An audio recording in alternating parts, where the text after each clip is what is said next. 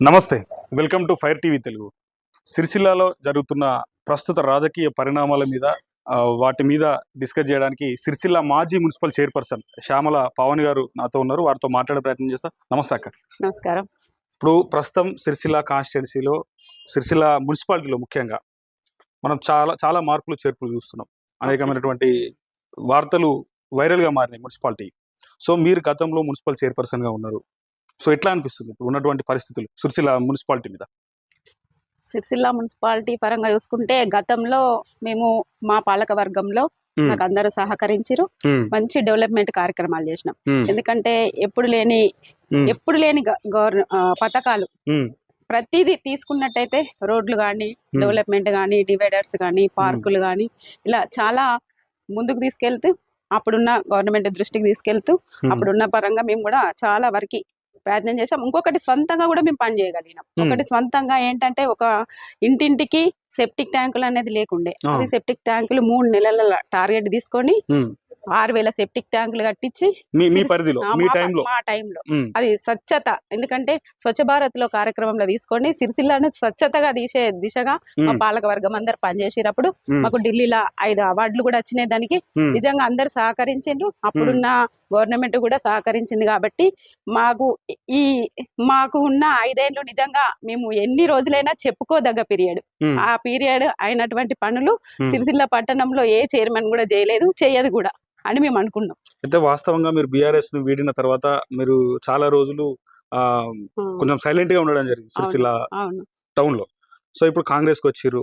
ఎట్లా ఉంది కాంగ్రెస్ లో? ఎట్లా అనిపిస్తుంది కాంగ్రెస్ లో? అంటే బాగుంది. ఎందుకంటే అప్పుడు మేము ఇంత డెవలప్మెంట్ వర్క్ చేసినా గానీ 4 సంవత్సరాల కాలంలో నేను ఇంట్లోనే ఉండగలిగిన. ఎందుకంటే ఒక ప్రోగ్రామ్ అయితే కూడా నన్ను బయటకు పిలవలేరు. వాళ్ళు పిలవలేకపోయినంత గుర్తించలేకపోయినరు. ఎప్పుడు పని చేయడము అంతవరకే అయిపోయింది. తర్వాత మాకు కాంగ్రెస్ పార్టీ మేమున్నాము, మీకు మంచి సపోర్ట్ చేద్దాము, మనకి ఇప్పుడు గవర్నమెంట్ వస్తుంది, మీరు కంపల్సరీ రావాలి అని మాకు ఎప్పటికప్పుడు చెప్పిర్రు. మాకు కూడా సరే ఎక్కడైతుంది, మనం ప్రజల మనుషులం, గుర్తింపు కావాలి. ప్రజలు మమ్మల్ని కోరుకున్నారు. ఇప్పుడు కూడా కంపల్సరీ వెళ్దాం అనుకున్నాము. అక్కడికి వెళ్ళినాం. మేము అనుకున్నాం గవర్నమెంట్ వచ్చింది. చాలా సంతోషం. ఇంకా కూడా ఇప్పుడు కూడా గవర్నమెంట్ ఉంది కాబట్టి మా కేకే మహేందర్ రెడ్డి గారి ఆధ్వర్యంలో ఆయన ఇన్ఛార్జ్ ఉన్నారు. ఆయన ఆధ్వర్యంలో మేము కూడా అప్పుడు పని చేసాము, ఇప్పుడు కూడా పని చేయడానికి సిద్ధంగానే ఉన్నాం. ఒక మహిళగా ఇప్పుడు ఒక కాంగ్రెస్ ప్రభుత్వం ఏర్పాటు చేసిన స్కీమ్లలో ఉచిత బస్సు ప్రయాణం ఉంది. ఒక మహిళగా ఎట్లా స్పందిస్తారు దీని మీద? నిజంగా ఒక్క పథకం అని కాదు, కాంగ్రెస్ గవర్నమెంట్ తీసుకున్నాయి 6 గ్యారంటీలు. 6 గ్యారంటీలలో నిజంగా 6 గ్యారంటీలు ప్రజలందరికీ ఉపయోగపడే కార్యక్రమాలు. అందులో ముఖ్యంగా మహిళలకు కూడా మంచి పథకాలు పెట్టిరు. ఒకటి ఇది బస్సు ఉచిత ప్రయాణం, అది చాలా బాగుంది. వీళ్ళు ఏదో గవర్నమెంట్ లా ఇట్లా ఆర్డర్లు కొట్టుకుంటుర్రు, ఇది చేస్తుర్రు అని వీడియోలు వైరల్ చేసి ఏదో మహిళలకు ఇట్లయింది అట్లయింది అని చేస్తుర్రు. కానీ అది చాలా మందికి మేము ఎంక్వైరీ చేసినాం. కానీ అందరు మంచి పథకం పెట్టిరు, ఇది చాలా మంచిగా ఉందని కూడా చెప్తారు.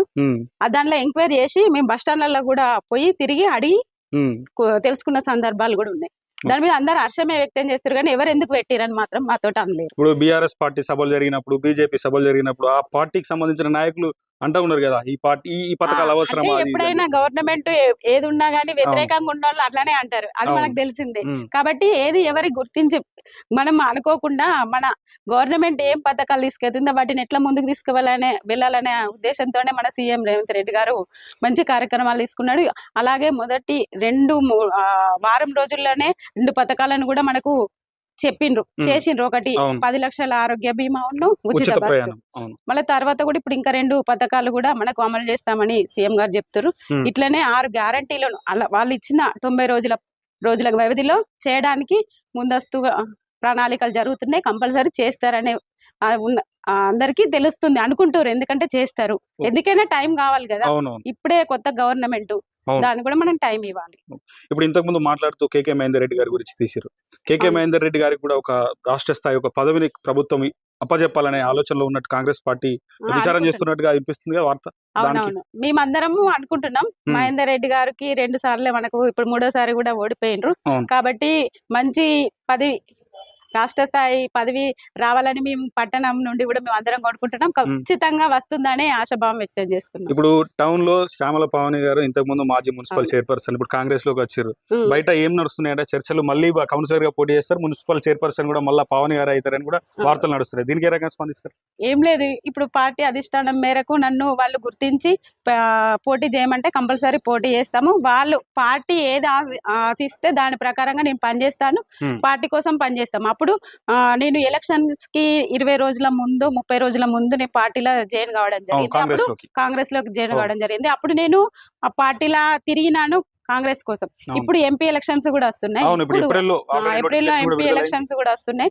దానికి కూడా మన కాంగ్రెస్ గవర్నమెంట్ ఎవరి అభ్యర్థిని నిలబెట్టి మనం సపోర్ట్ చేయమంటే వాళ్ళకి కూడా మేము సపోర్ట్ చేసి ప్రతి ఇంటింటికి గడప గడపకు తిరిగి ప్రచారంలో ముందుంటాం. ఎటు తిరిగి మేము పని చేస్తాం. ఆ పని ప్రకారం నన్ను గుర్తించి ఏమన్నా అవకాశాలు ఇస్తే కంపల్సరీగా కూడా మేము పని చేస్తామని తెలియజేస్తున్నాం. సో బీఆర్ఎస్ వీడి కాంగ్రెస్ లోకి వచ్చినందుకు మీరు అంటే 100% సంతోషంగానే ఉన్నారు కదా? సంతోషం అంటే ఏం చెప్పరాదు. అప్పుడు ఆ రకంగా ప్రజలకు సేవ చేసినా, ఇప్పుడు ఈ రకంగా ప్రజలకు సేవ చేస్తా అనే ఆశాభావం. డెఫినెట్లీ ప్రజలకు సేవ చేయడమే ప్రధాన లక్ష్యం. Thank you very much. నమస్తే.